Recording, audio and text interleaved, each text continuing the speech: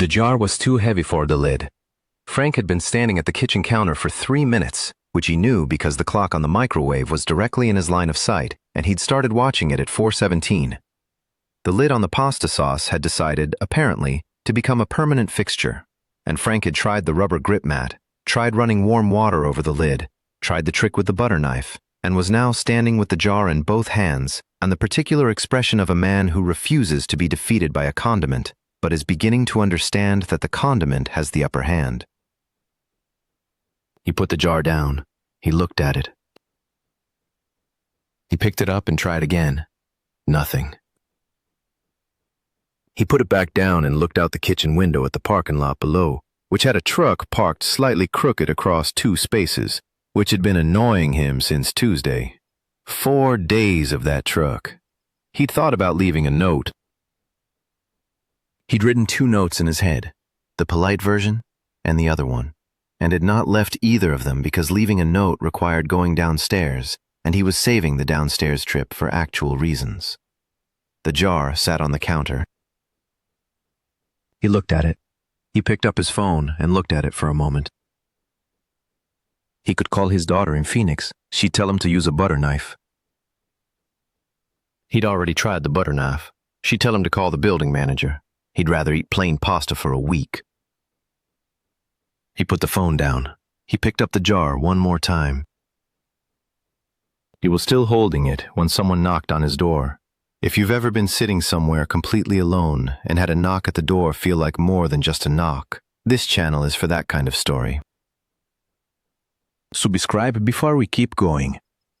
Frank Kowalski was 71 years old and had lived in apartment 2C at the Birchwood Arms in suburban Cincinnati for 6 years, since the house got too big and too expensive and too full of rooms that didn't need to be rooms anymore after Margaret died. He was a retired machinist, which had given him specific opinions about how things were made and why most modern things were made badly, and a specific physical quality, broad-shouldered, compact, with hands that looked like they'd been designed for a different era. He was not tall, but had the presence of someone who'd spent 40 years around heavy machinery and had learned to take up the right amount of space. He had white hair that he kept short out of habit and gray eyes that his daughter said could make a parking meter feel guilty. He was knowing the building, such as buildings allow people to be known, as the man in 2C with a dry humor. The woman in 1B called him crusty, which he'd heard through the wall once and had privately decided was fair. The super, a man named Keith, treated him with the specific wariness of someone who'd been corrected by Frank on 3 separate maintenance issues and had been right about 2 of them.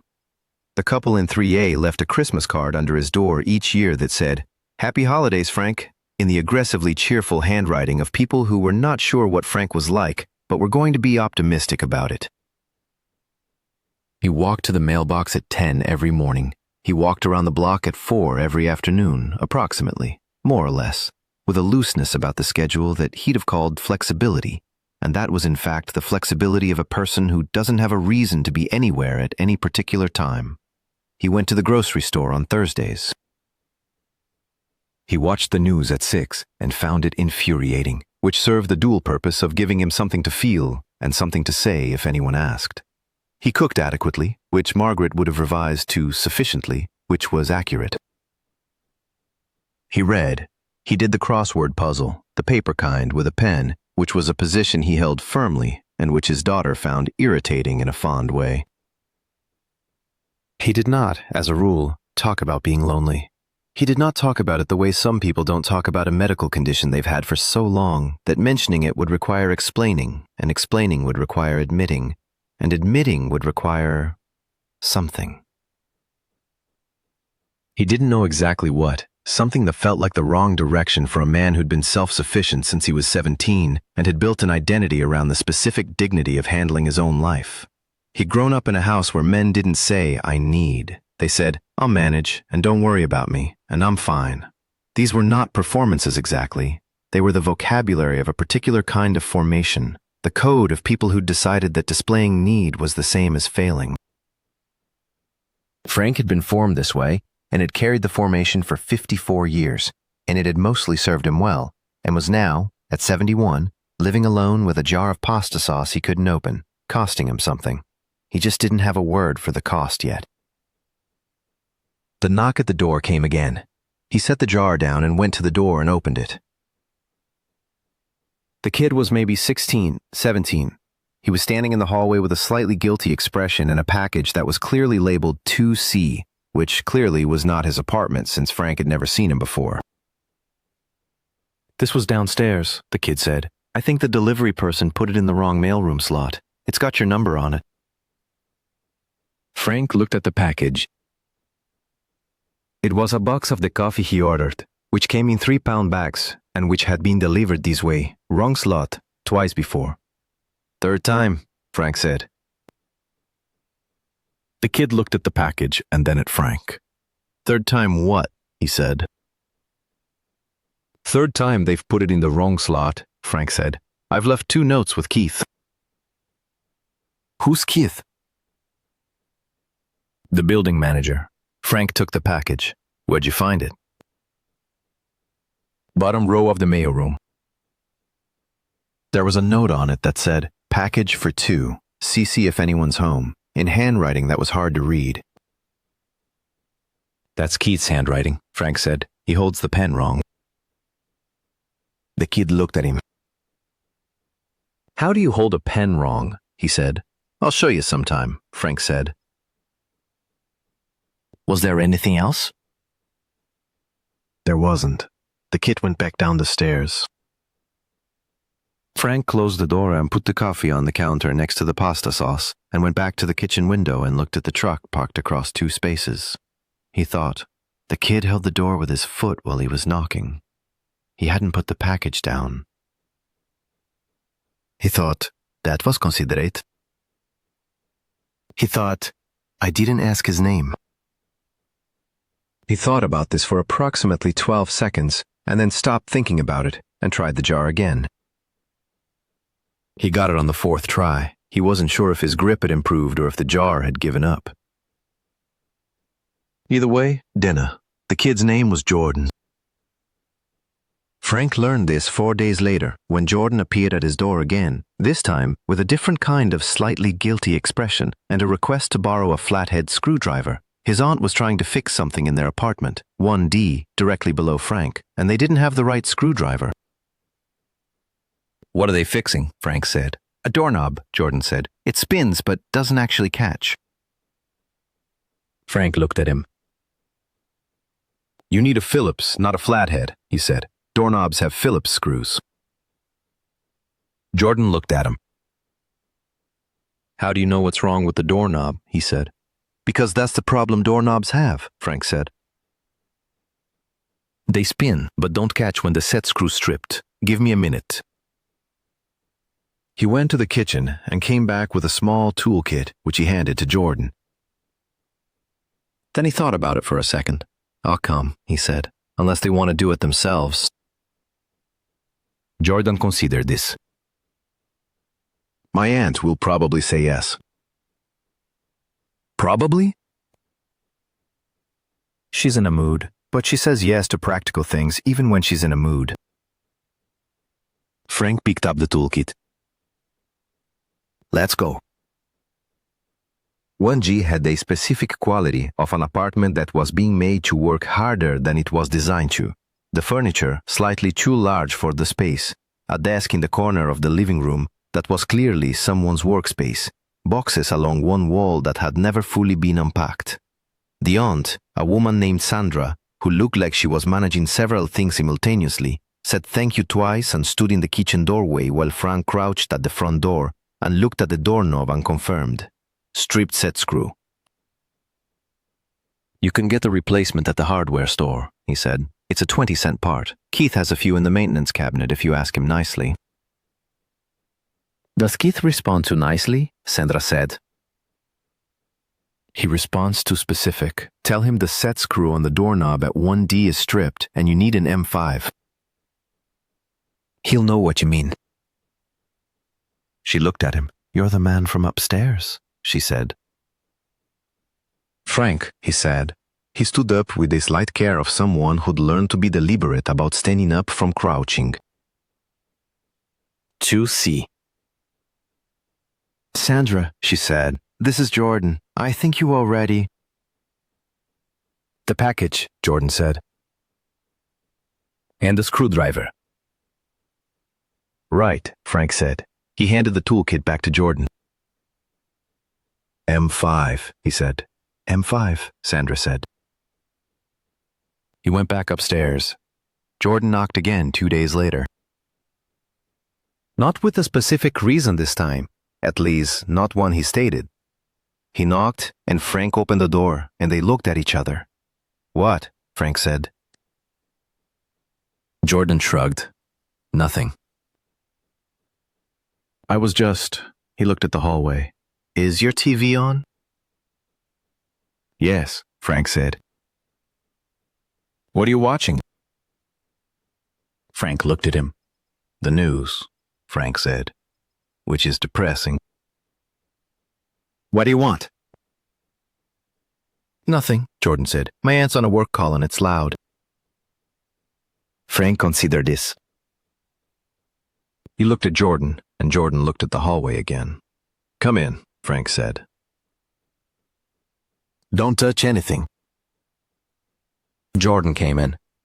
He looked around the apartment with the frank curiosity of a teenager who hadn't been told to pretend not to be curious. Frank went back to his chair and turned the news back up, and Jordan stood in the living room looking at the bookshelf. You have a lot of books, Jordan said. Yes, Frank said. Have you read all of them? Most of them. Some of them I keep as punishment. Jordan looked at him. Punishment for what? For buying books I thought I'd like, and not liking them, but not being able to throw them out either. Jordan considered this. He sat on the couch, the right end of it, not in the middle, which Frank noted without saying anything. He watched the news with the expression of someone who was watching something he didn't follow, but found the format interesting. After a few minutes, he said, "Why is everything bad?" That's the news, Frank said. If everything were good, there'd be nothing to report. That seems like a bad system. It is, Frank said. Nobody's fixed it. They watched the news. At the commercial break, Jordan said, "My dad does this thing where he yells at the TV." Everyone yells at the TV, Frank said. It doesn't work. The TV doesn't change. What do you do? I yell, Frank said, and then I feel better, and then nothing changes. Jordan almost smiled. He stayed for 40 minutes. He didn't say much. Frank didn't say much either. At some point, he got up and went back downstairs, and Frank turned the news off and sat in the quiet for a while. He thought, that was the least annoying 40 minutes I've had in a while. He thought about this briefly, and then went and made dinner. If you've ever had a friendship that started with a package and a screwdriver, leave something in the comments. Sometimes the best ones begin with nothing in particular. Jordan came back the following Tuesday, and the Thursday after that. And then the pattern established itself with the informal logic of things that begin without being decided. He'd appear, sometimes with a stated reason and sometimes without one. And Frank would open the door with varying degrees of apparent reluctance, and Jordan would come in and sit on the right side of the couch, and they'd watch whatever Frank was watching, or Jordan would do homework at the coffee table while Frank read. And after a while, Jordan would go back downstairs. They talked. Not in the way people talk when they're making an effort to talk, in the way people talk when they're in the same room and something occasionally needs to be said. Jordan told Frank about his school. Frank told Jordan that his school sounded like every school. Jordan told Frank about a history project that was giving him trouble. Frank asked what the project was about, and Jordan said the labor movement in the early 20th century, and Frank said he knew something about that. And they talked about it for 20 minutes, which was longer than either of them had planned. Frank learned things about Jordan the way you learn things about a person who's in your vicinity regularly, not all at once, not through stated disclosure, but accumulated over time. He was 17. He lived with his aunt because his parents were going through something that wasn't being talked about directly, which Frank understood without asking for clarification, because children who live with aunts during periods that aren't being talked about have a specific quality to how they carry themselves, slightly suspended, slightly watchful, holding a position while something is sorted out. Jordan had this quality. Frank recognized it and said nothing about it. Jordan learned things about Frank too.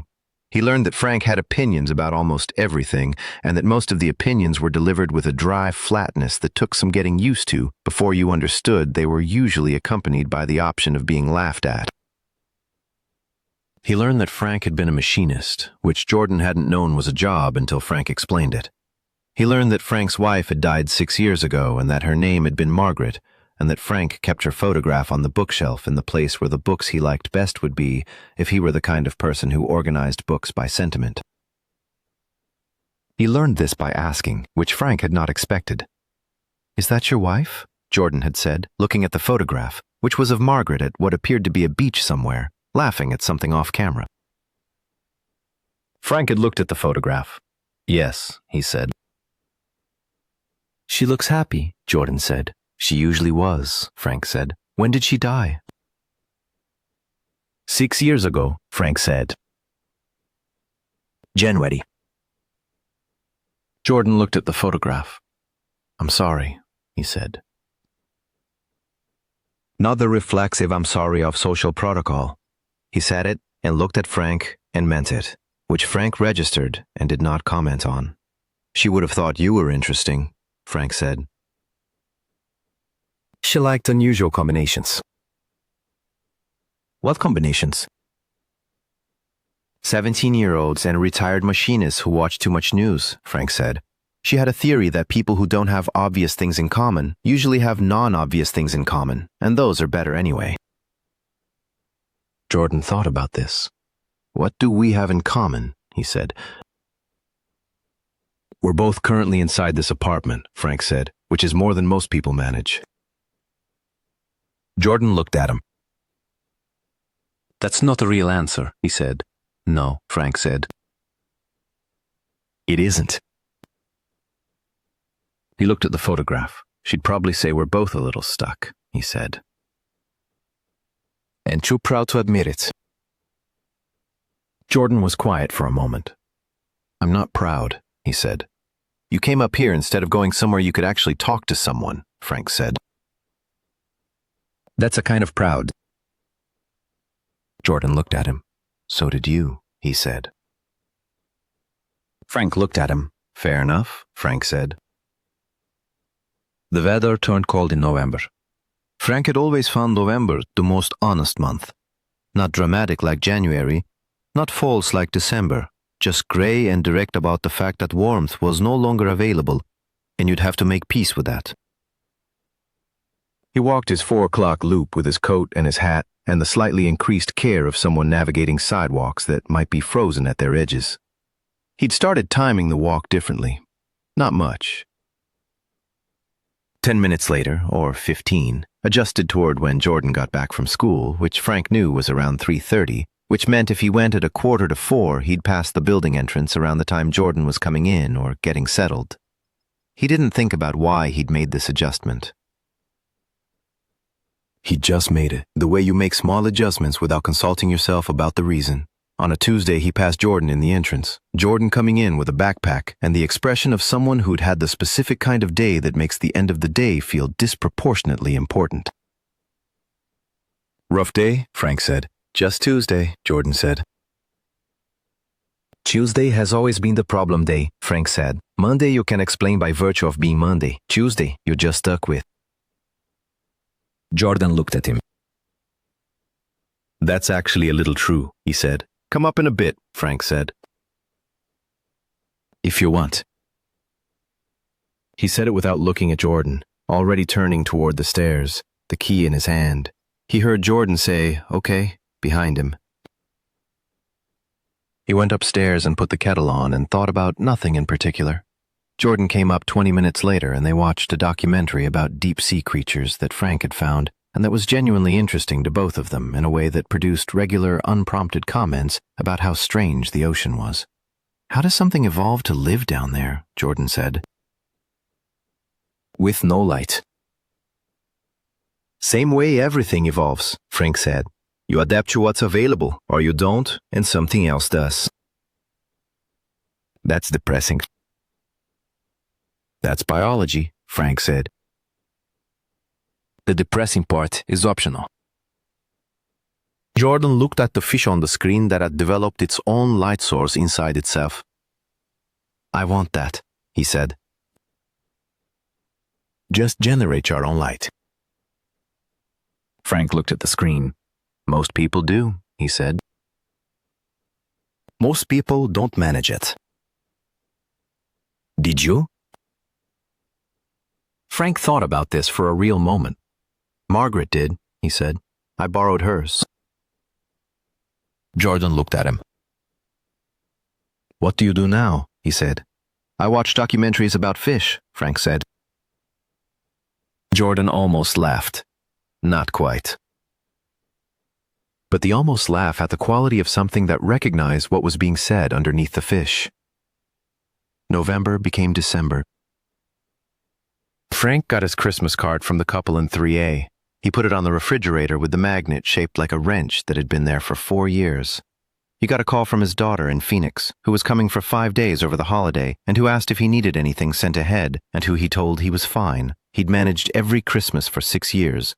This one wasn't special. She'd paused on that. They're all special, Dad, she said. They're all similar, he said. Special is a different category. Dad. I'm fine, Karen, he said. I'll see you on the 23rd. He hung up and stood in the kitchen and looked at the clock on the microwave, which said 4:22. He thought about the pasta sauce jar. He thought about the first time Jordan had knocked on his door. The slightly guilty expression, the package held against his chest with both hands. He thought about the Flathead Phillips correction and Jordan's face when Frank had said, I'll come. Slightly surprised, not used to old men offering to come fix things. Frank thought, what does he see when he looks at me? He thought about this more than he'd have admitted. He was aware that the word old meant something to a 17-year-old that it did not mean to him. That when Jordan looked at him, he was probably seeing a category before he was seeing a person.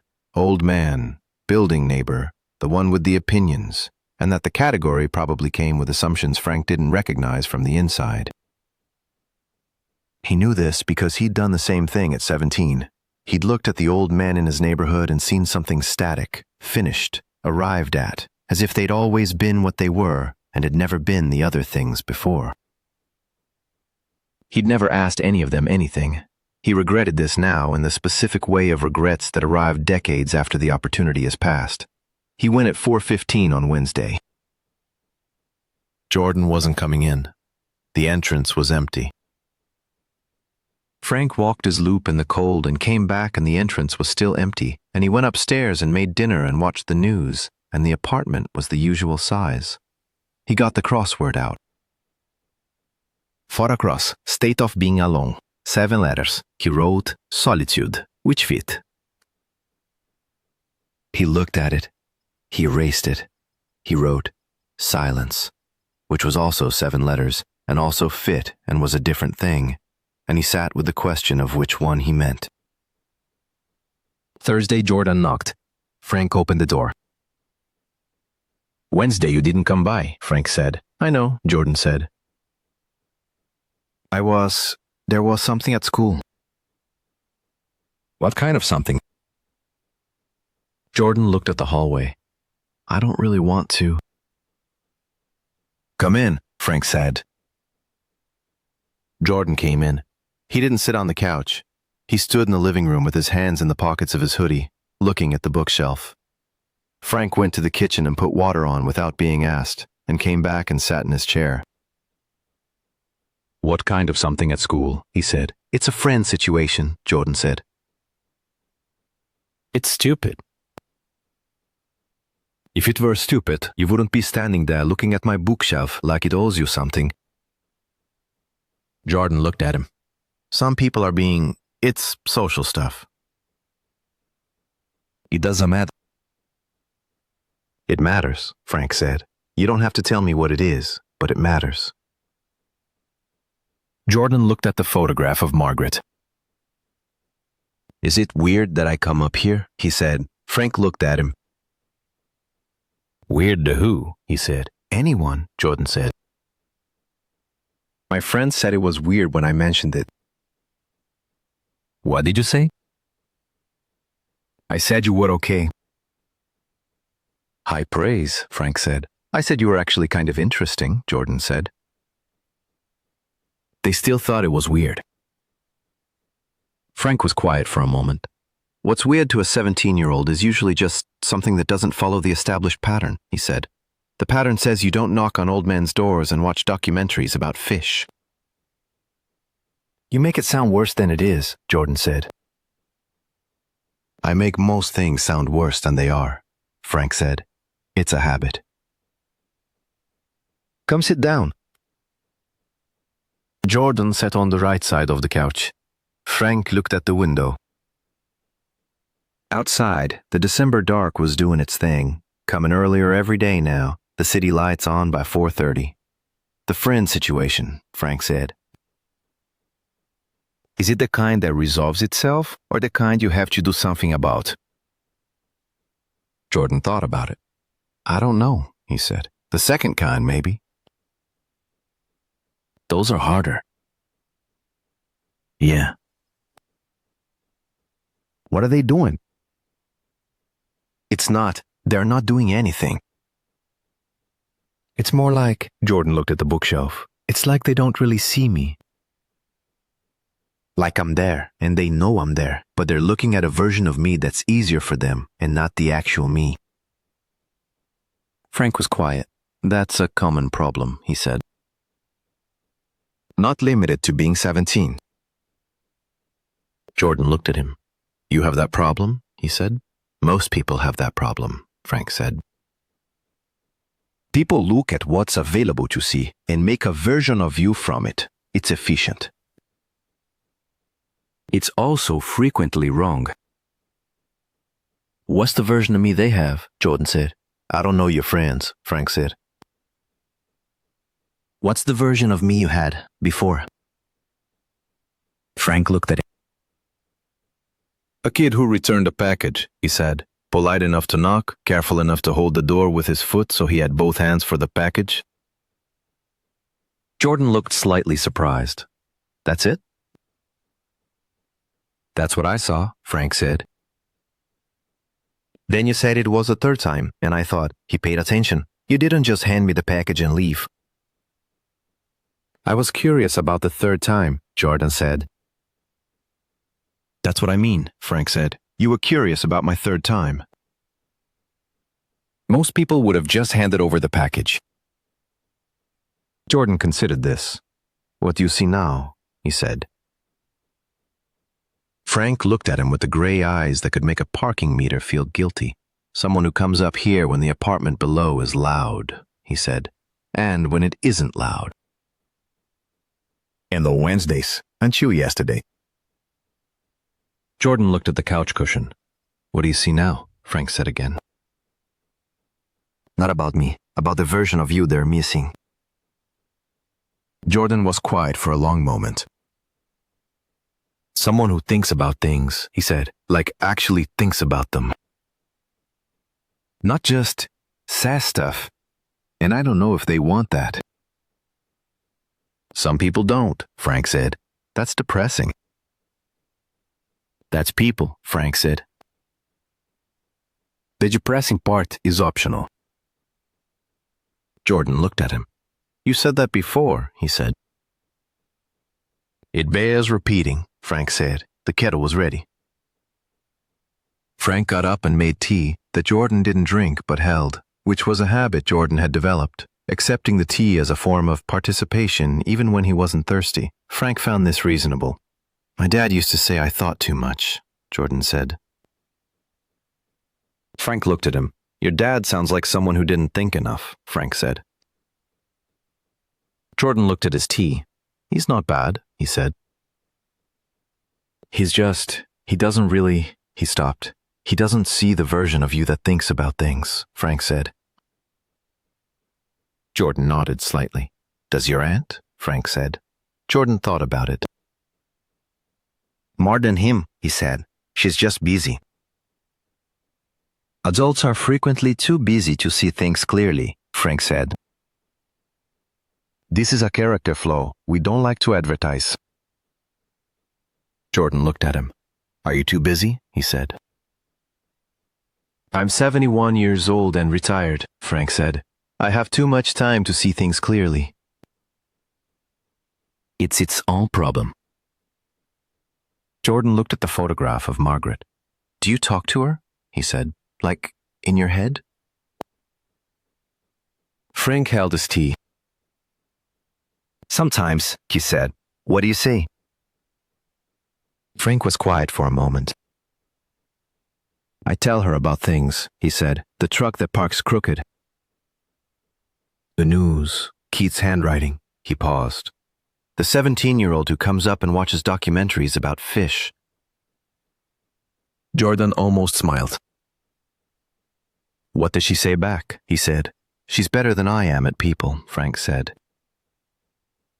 She'd probably say I should be nicer to Keith. Should you? Probably, Frank said. I maintain that his handwriting is still wrong. Jordan laughed. A real one this time.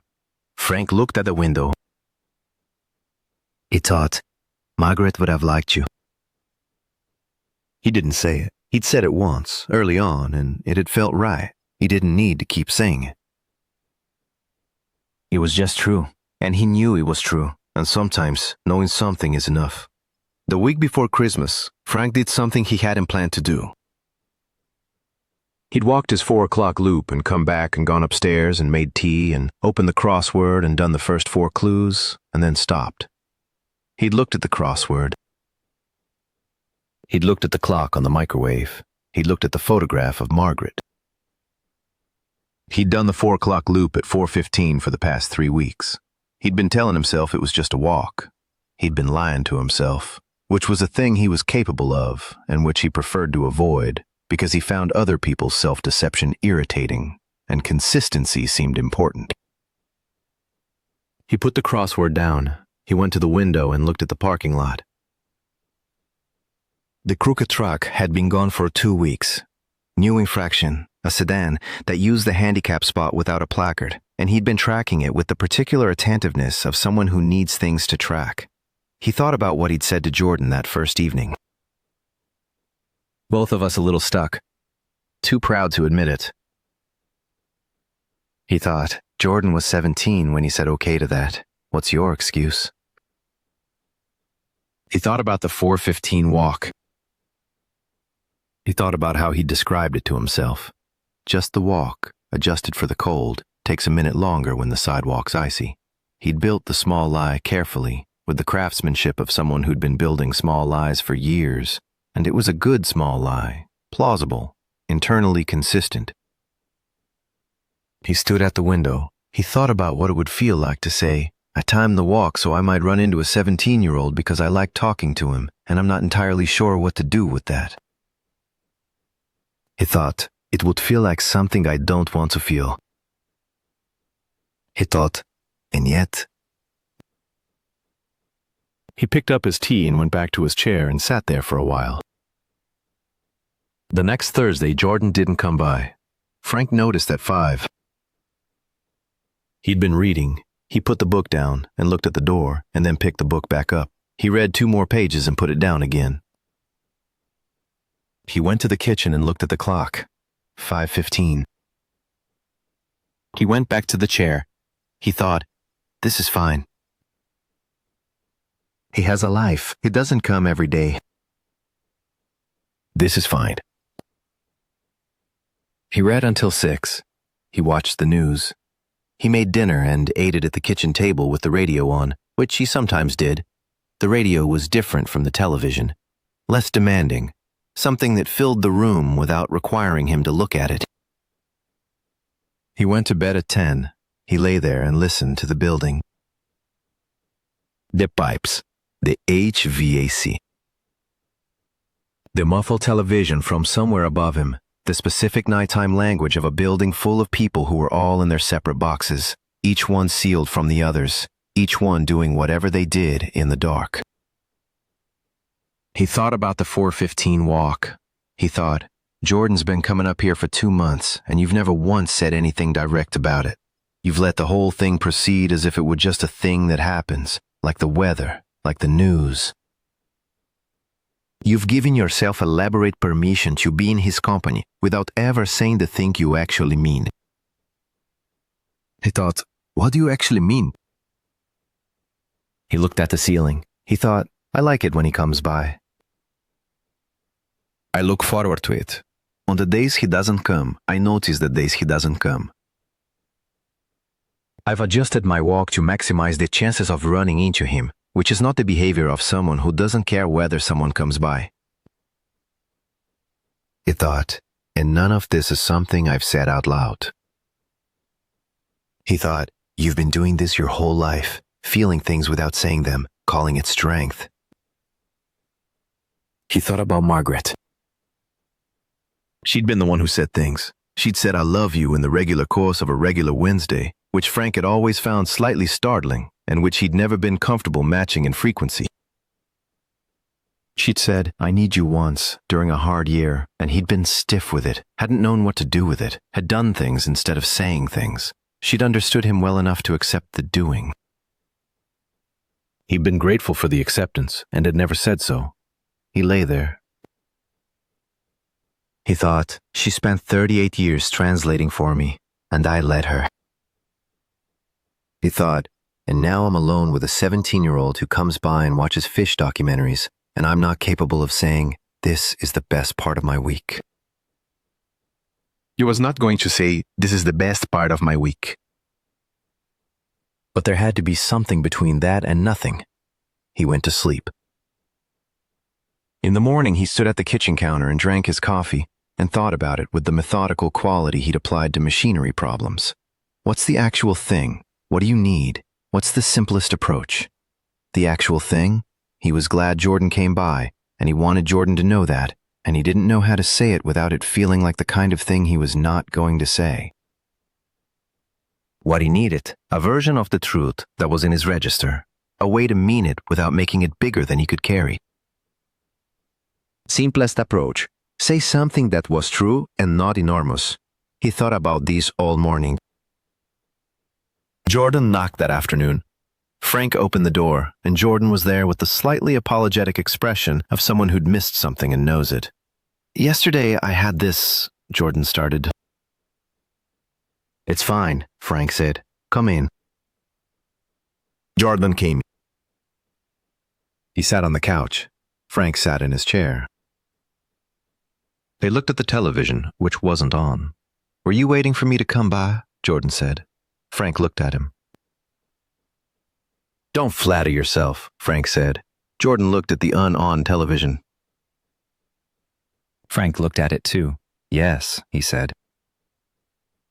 Jordan looked at him. I was waiting for you to come by, Frank said.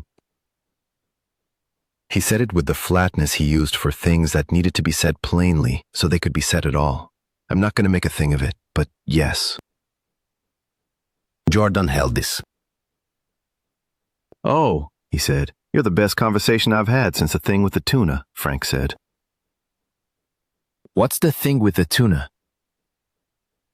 Keith ordered tuna for the building holiday party 3 years ago, Frank said. I told him nobody wants tuna at a holiday party. He disagreed. I was right. It was a good 20 minutes. Jordan stared at him. You're comparing me to a tuna argument? He said. I'm saying it was the last time I felt like the conversation mattered, Frank said.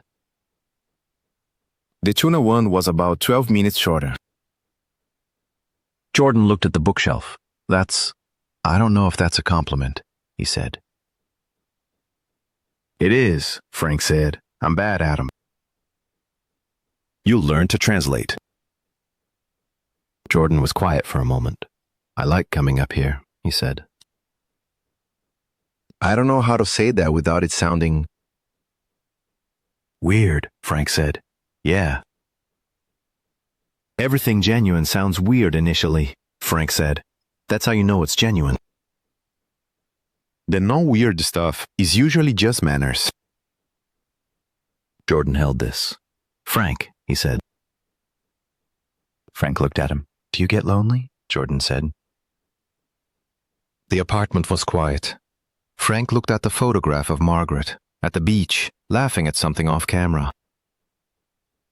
He thought about all the things he could say instead of the true thing. He had a whole catalog. He'd been maintaining it for 54 years. Yes, he said.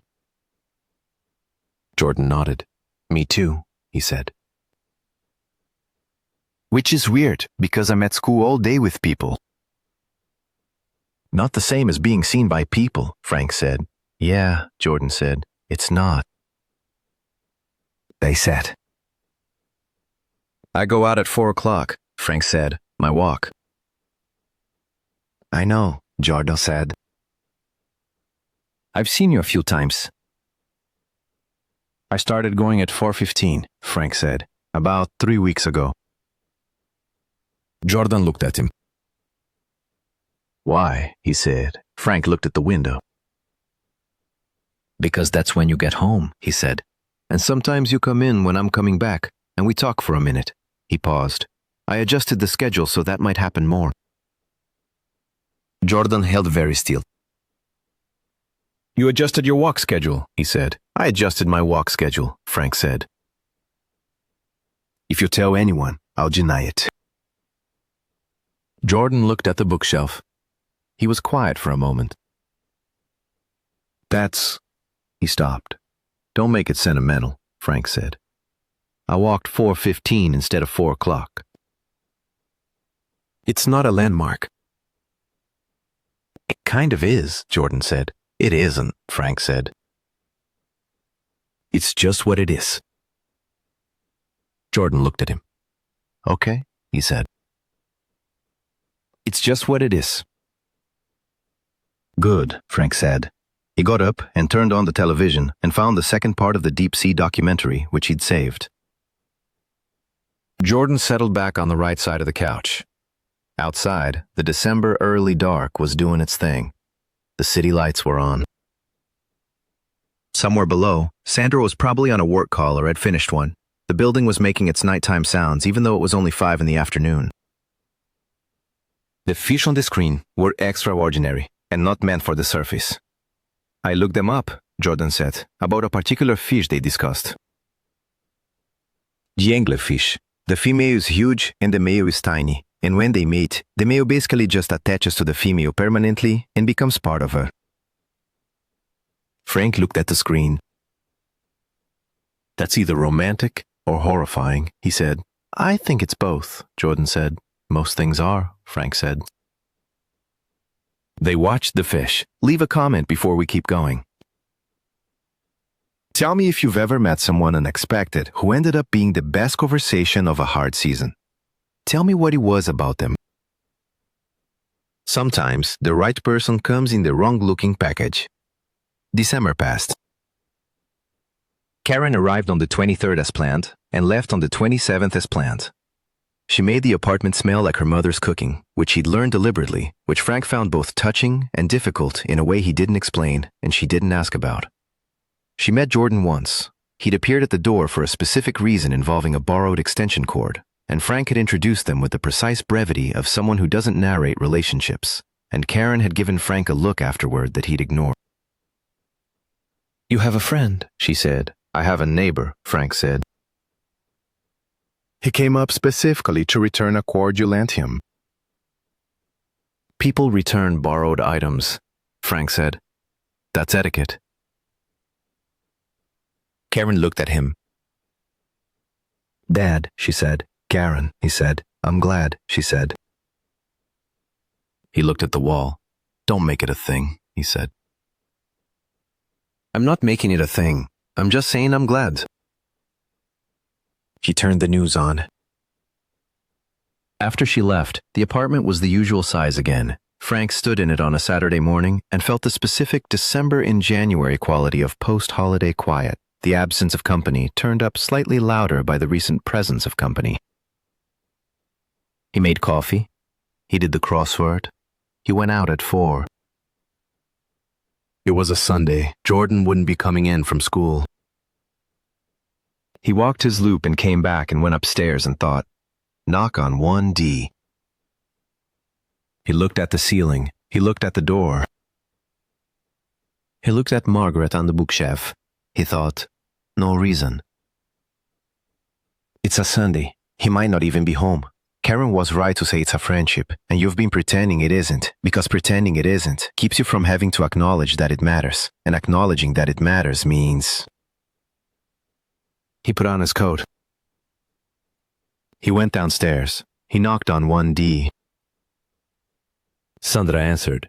She was in the Sunday-at-home version of herself, relaxed, slightly surprised to see him, holding a dish towel. Mr. Kowalski, she said. Frank, he said.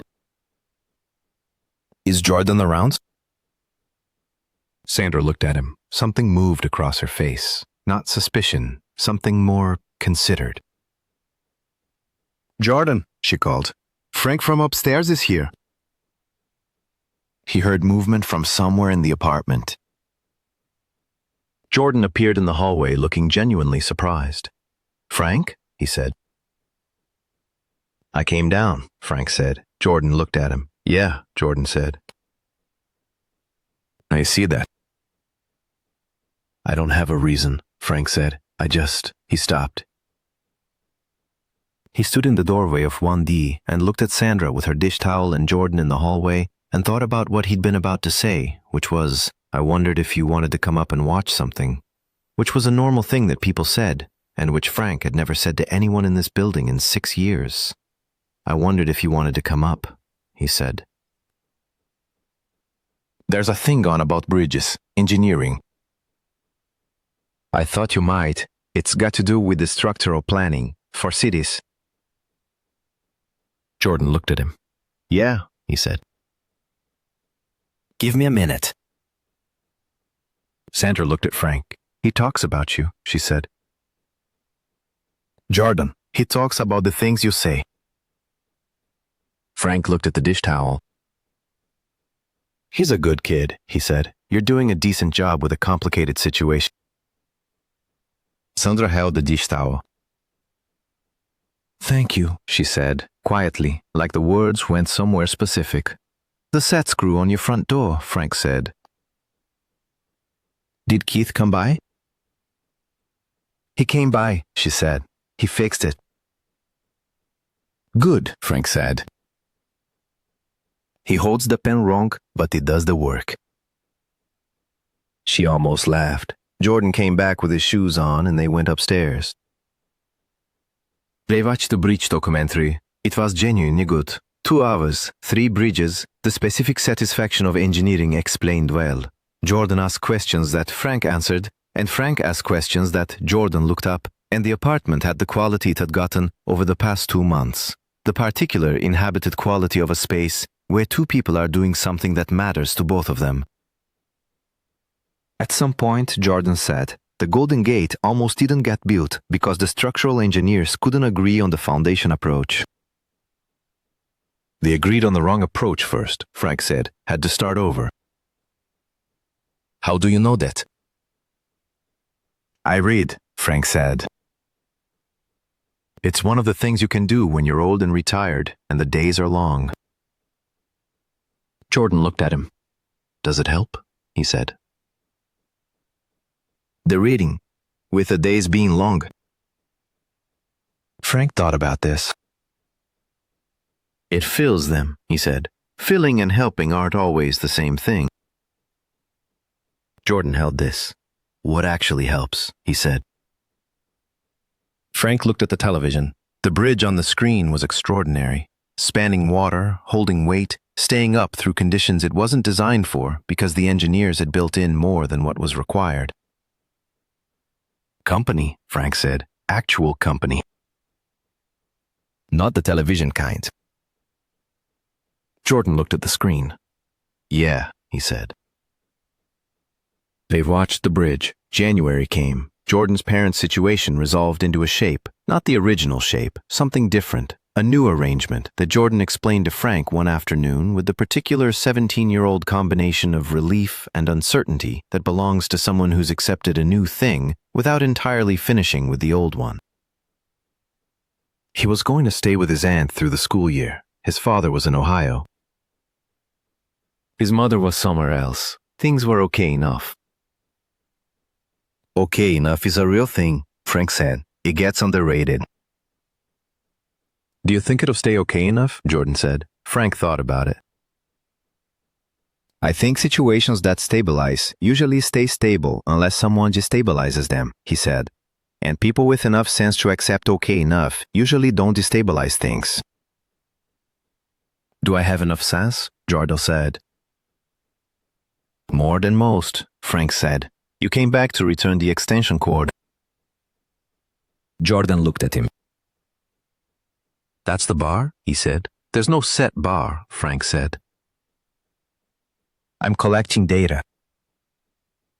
And the cord returned it? The cord was evidence of character, Frank said. The data continues. Jordan shook his head. You're very strange, he said. Yes, Frank said. Your point? Jordan looked at the bookshelf.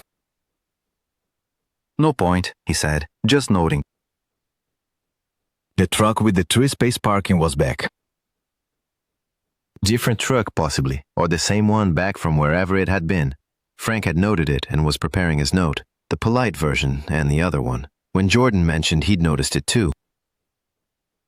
Which spot's it in? Frank said. The two by the dumpster, left side. Frank looked at the window. Second day, he said. Third, Jordan said. I noticed Tuesday. Frank looked at him. You noticed the parking lot, he said. I notice things, Jordan said. You do, Frank said.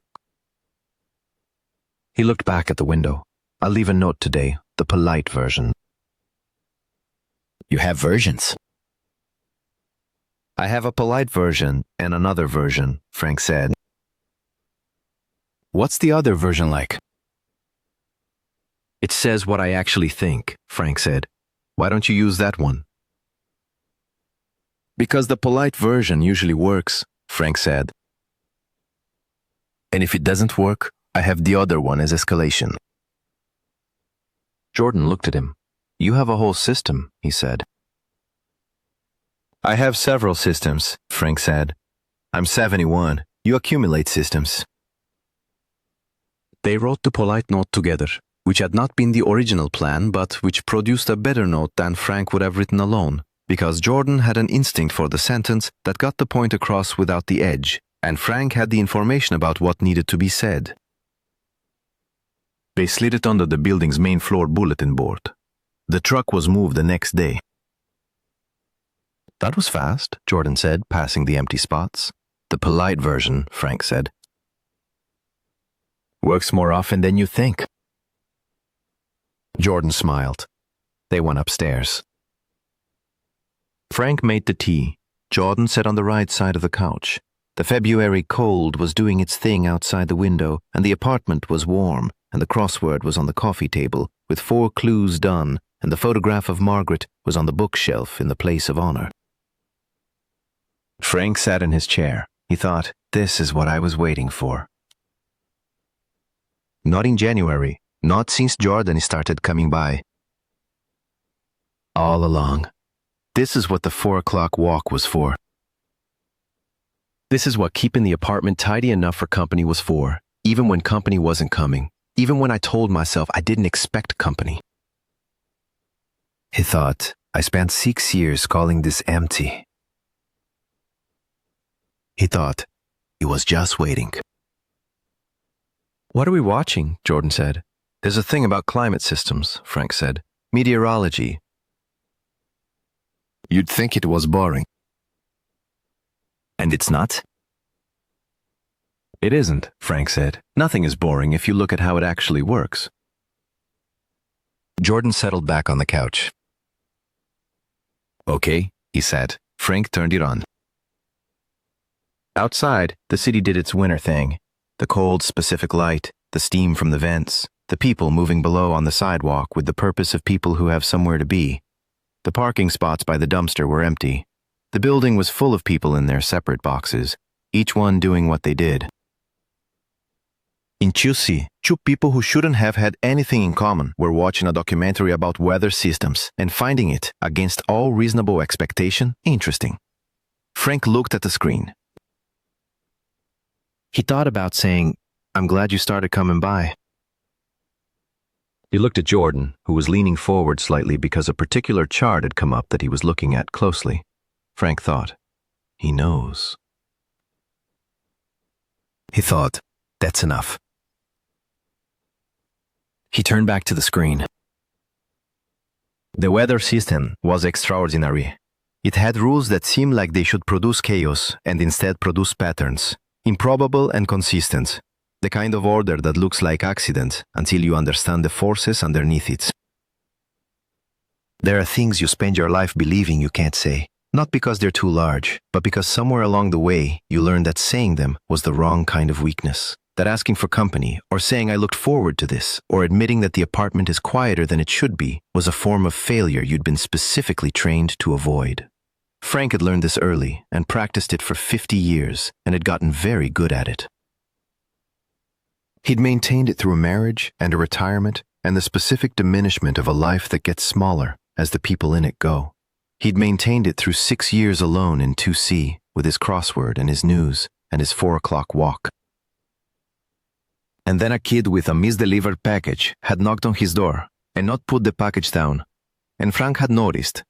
And the noticing had been the beginning of something he hadn't expected and hadn't known how to name and had been circling for months. He'd gone downstairs.